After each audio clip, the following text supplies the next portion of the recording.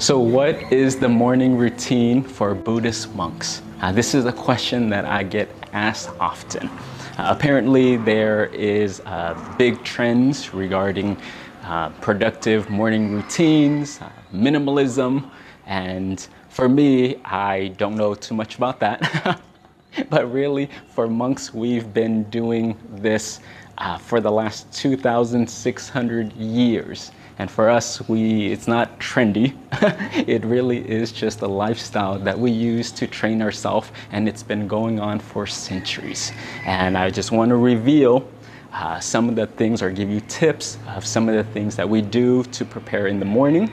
So of all the morning routines out there, I feel like there's one key difference, that what we do in the monastery and what people are now using as a morning routine.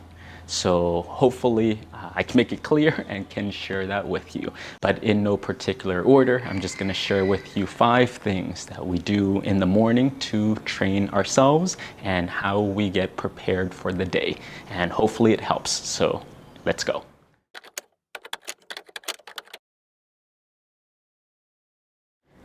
When people are starting a morning routine, of course they try to get up early and then they go right away.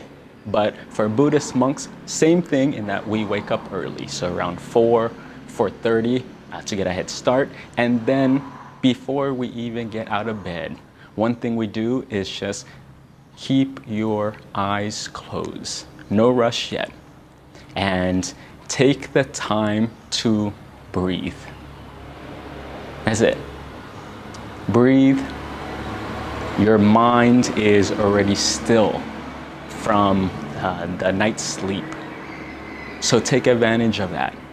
Again, lay in your bed, breathe, close your eyes, breathe again, and place your mind at your center. Our mind can wander because it's the getting ready for the day. Not yet. Bring it to your center, bring it here. We're not thinking about what we're going to do today yet. We're not thinking or making plans yet. We're not worrying about what happened yesterday. It already passed. So we're not going backwards and we're not going forwards. For now, just be here. Place your mind and just rest. Take a deep breath. And then the second part to that is we reflect on death. And that may sound morbid, but it's not. Again, don't take good or bad. Don't judge it as good or bad, but it's just a training where maybe we forgot this, but today is not guaranteed. Today is not promised. And if you saw a video that I released a couple days ago, we were making a meditation hall. You saw how the workers, the local workers, along with the lay community and the monks worked together to develop this meditation hall. And this process took us close to almost a year. And one of the workers who worked with us was unfortunately involved in an accident and he lost his life. And by the time we released this video, he was no longer here. And also with the COVID pandemic, people are facing a lot of death. And again, today is not guaranteed. We do not know how long we're going to live. The 100-year mark is not guaranteed. So again, with that, we just want to come from seeing things as it really is, out of a gratitude, and just know that today is a brand new day. Everything in the past, gone. But this moment gives us a new opportunity to develop ourselves, cultivate ourselves, and in Buddhist lens, to make more merit, which means to do more good. What a wonderful opportunity. So because we wake up every day over and over and over and over again, it can get old and we can get mindless. But before we even start the day, train yourself. Bring your mind back to this present moment. And like I said, reflect on death. This day is not promised, and how lucky and how fortunate I am to be alive. Start there. That is the beginning of a morning routine.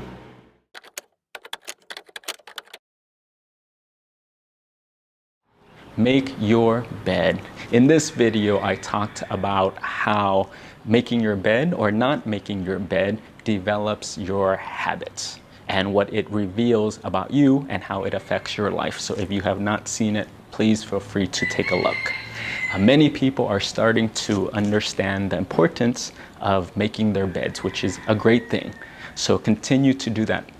The piece, however, that I would like to add is don't make your bed just to make the bed, but use it as a training.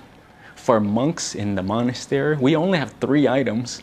I have my blue mat, I have my robe, what you see as my blanket, and then the other set of robes as my pillow. That's it. And when we wake up, just having that 3 item, I still use it as a training to purify my mind and get everything organized. Do it in a mindful way with intention, where use it as this making my bed. It's just not another act, but it's really training again. It's preparing me for the day. And making your bed is so important because it seems very insignificant. But again, this insignificant thing, this very small thing, is what allows the big things to happen. So it trains you of how to follow through. It gives you a win in the morning and you kept your space clean. Another way, again, like I said, of practicing your mind. So immediately when you wake up, then put your bed away neatly, gently, and get rid of the bad habits. And this is not where I wake up very early and then I sleep in my bed until 12 p.m. That's not how that works. But the training is really when it's time to get up, we fold it, we keep it nicely, we take care of our room, and then we're done. We're on to the rest of the day. Finish your task cleanly, and then let's move on to the next, not a lounge area. So this is part of the training and part of our morning routine.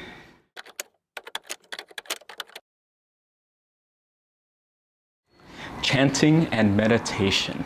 This is so key and part of our training for Buddhist monks. And we do this every single day. I'm tired. Yes, it is not easy. I went to bed late. Yes, it is not easy. I have a lot of work. Yes, it is not easy, and every single day we still do it because we want to take full advantage of this space. This is where our mind has not interacted with the outside world yet. It's more calm, it's more still, so automatically then we go into chanting to get it even more still. And slowly, when you start chanting, and then you get into the rhythm, it slows your mind down even more. And then after that, then we go into meditation. And meditation for us is so key because all the dirt, all the emotions, all the heaviness, all the thoughts and the stories, the drama that we have in our minds, we just allow it to settle down. And this is the grounding process. This meditation cultivates this new energy, this pure energy. When you're first starting, you may be tired because it's early and it's in the morning. But by the time you're finished, it's like the gas in the car, and now you're not on empty. You have this new energy, you have this new inspiration, you have this new motivation to keep you going, and more importantly, you are grounded. You're not flustered within the day. How many of you have woken up where you're late, and then immediately you have to get dressed and you're on to the day? And then when you interact with other people, then you can get into conflict because your mind is not ready, it's not grounded. But take this time because you're prepping yourself for the day. Slow down. And the motto or the sharing from our master, he says that stillness is the key to success. And we tend to think that we should wake up, we should go fast and do more and get more. Oh, okay, that's one way of looking at it. But if you really understood it from wisdom lens is just ground yourself, slow down, get as clear as possible, and prepare yourself so when you're out in the world, you can see yourself, others, and your situation clearly. And when your lens has been cleaned and it's clear, you are ready and have set yourself up to be more successful, to be more protected and grounded and ready for the day. So this is one of the tips.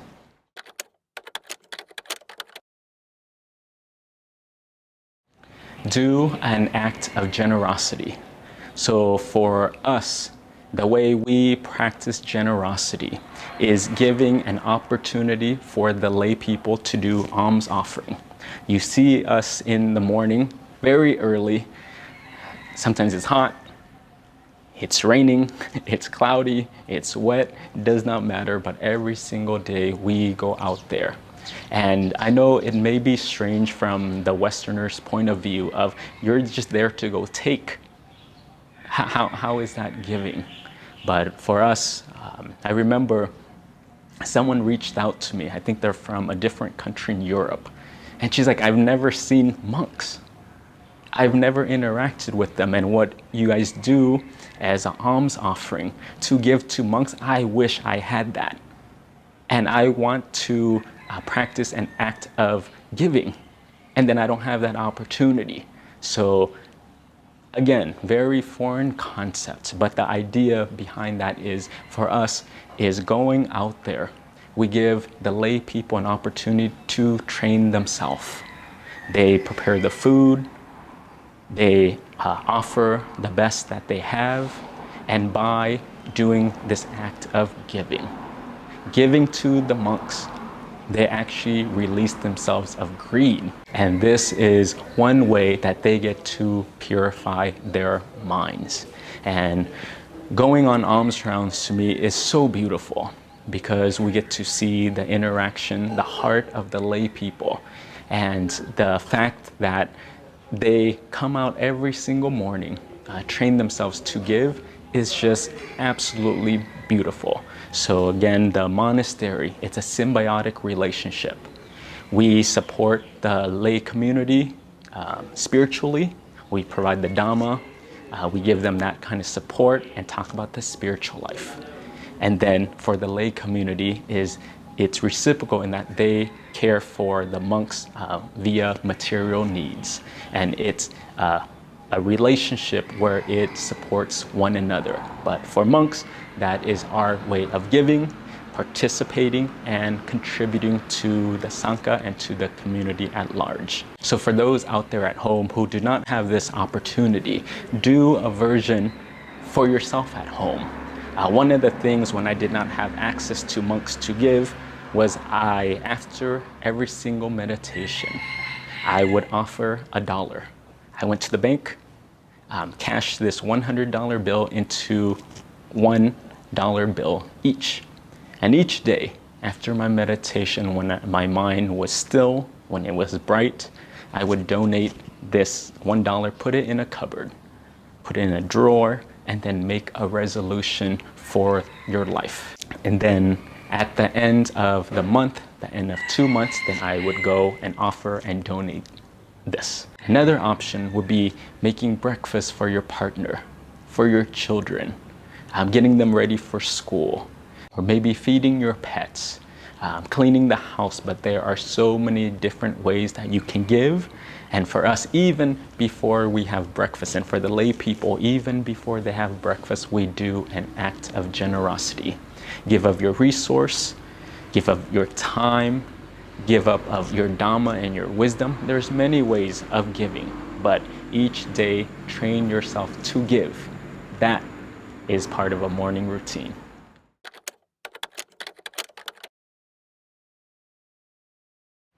Do chores. So in Thailand for us, or in the monastery, what we do is called Rapbun. And Rapbun is really just daily chores. And we have two types. The first one is individual chores. So we clean our rooms, we clean living areas next to our room, We set up for breakfast, but different things that we can take care of ourselves. For me is, since I'm still a new monk, a younger monk, my duty is the bathroom. And I think it's wonderful training. So I have no complaints with that. The second types of chore that we do is the group chore. And that's typically in the afternoon. So why is doing chores in the morning so important? Why that is important is because the chore that we're doing is very simple. It keeps us in the moment. We just pay attention to the task at hand. It connects our hands back to the earth, and doing this activity gets us out of the thinking part. This is again another form of training in mindfulness and being present in this moment. So this is an addition to the other morning routines, again, to help us to cultivate that mindfulness practice.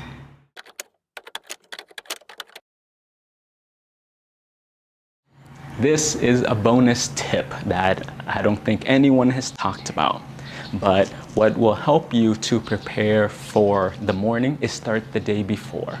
And one thing that you can start is regarding dinner. Do not have such a heavy dinner because many people will have dinner as the biggest meal. And then when we have such a big dinner, then when we're sleeping, we don't get that quality rest because the body is digesting and it's working overtime. When the body is supposed to be resting and recharging, it's actually spending that energy to digest the food that you just ate. So again, to prepare for the night before, for Buddhist monks, for us, we don't eat dinner. One, because we do not need that much energy. Our time is spent on meditation.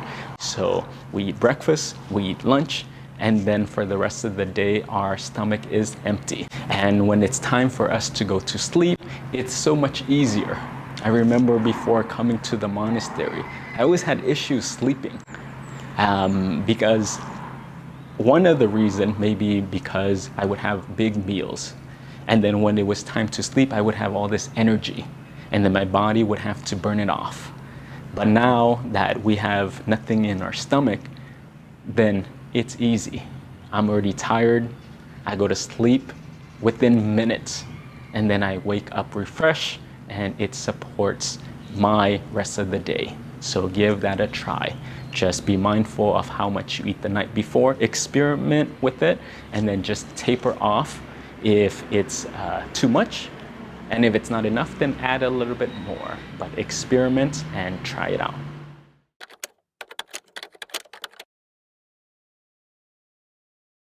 So what is the key point and why am I even sharing this? And really is because many times when people talk about morning routines, it comes from a space of just productivity. Like I said in the other videos where people are wanting to 2x and 3x and 1000x, and it's just a lot and it affects your mental health. So be very careful. But in the monastery, I'm sharing is because why we do things is with intention. And the intention for us is really using everything in the morning as a way to train our minds.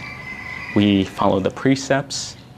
We do our meditation in order to cultivate the wisdom. And when your mind is bright, stable, clear, neutral, and healthy, then automatically productivity comes, motivational comes, inspiration comes, you're positive and you're relaxed. But I think many people use it as a way to get results, but for us it's no. Use it to train your mind so you can develop wisdom. This wisdom can then be used to teach yourself, to apply the information and knowledge that you know, to fix your old habits and continuously improve your life. But the mind for us is the forerunner. It sets the tone for everything that we do. So get your mind very still and very bright. The second thing that I would want to add about the morning routine is the purpose is to get our mind still. Not to wake up early, to get our mind racing again. And many people will ask me, Venerable Nick, can I wake up very early and then I want to watch the news and then I want to read what's on the stock market. I want to see what Bitcoin is doing. And then they just want to engage more. I'm going to listen to talk radio. I'm going to watch a movie. And no, for us, no. If you're doing that, that's okay. But I'm just sharing from the training of the monastery. And for us is the purpose of a morning routine is to utilize that time. Get your mind very still and do activities where you're not thinking. Just get still. Let everything settle down. Because when we wake up that early and already get our mind thinking and already frantic, you're not setting yourself up as properly. Experiment with these kind of activities for you, but just keep in mind that the activities that we do should not make us think more. It's to get us out of our heads and the intellect part. And then, again, the training to access what? Access the wisdom, which is the inner well. Don't go on Google, but to find information, because it's an endless web of information, but get still so you can access this. This is the real internet. And in this ocean, you can find all the answers. Just get as still as possible and set yourself up the best way you can to prepare for the rest of the day, because it's hard out there. Once you leave your house, it gets very chaotic, it's very noisy, and this is the preparation for that. So I hope you can use this information to develop a morning routine or tweak the morning routine that you already have. Some people will then ask me or will tell me that I don't have enough time. I don't want to do that, or it's not so important, but okay, sure. And many people will play these kind of games with themselves, use excuses, and okay, sure, you can try that route. But for me, then I want to go a different angle, and really is talking about children. For parents out there, because it's difficult. We're stuck in our habits to look at ourselves and to change ourselves because we're used to it. So now let's talk about your kids. Yes, I'm gonna go there. We're gonna talk about kids. And the kids that I work with back home as the therapist, again, at the group home, working with foster kids, many of them would have behavioral issues, emotional issues, and that's why we were there to help to stabilize them, to teach them coping skills and tools to regulate. What was the problem? Many of the time, the issues was that the kids did not know how to emotionally regulate. Their distress tolerance was very little or none in some cases, it felt like. But developing the foundation is key. And I would say, yes, does it take time? Is it difficult? Of course. But it's an investment and it's worth investing in. Because if we cut this corner, the effects will be felt later. Well, I don't have time now. Well, you're going to have to make time. You're going to have to make time because the kids will not develop these skills of how to self-regulate. Then when they're out in the world, that it's full with social media and a lot of noise and peer pressure, then they fall and they collapse because they have not been able to develop that foundation. And then you're going to need to get them the support, emotional support that they need later. So you will take the time. So why I'm sharing this again is because this is important. It's just the same reason when people talk about their health. I just don't have time. I don't have time to meditate. I don't have time to exercise. I don't have time to eat healthy. Okay, sure, no time, no time. Yeah, but when you're sick and you have to go to the hospital and your body shuts down, you will make time. That's just how it is. So be proactive, use the wisdom, and take the time and nurture that and develop this, or you'll have to take the time later. And going backwards, training yourself to undo a habit is not easy. So when you are here in this moment, hopefully you can utilize this morning routine and combining with the intention of training yourself for mindfulness, grounding, meditation, get still and clear, so then when you interact with the world, you're so much stronger and well prepared.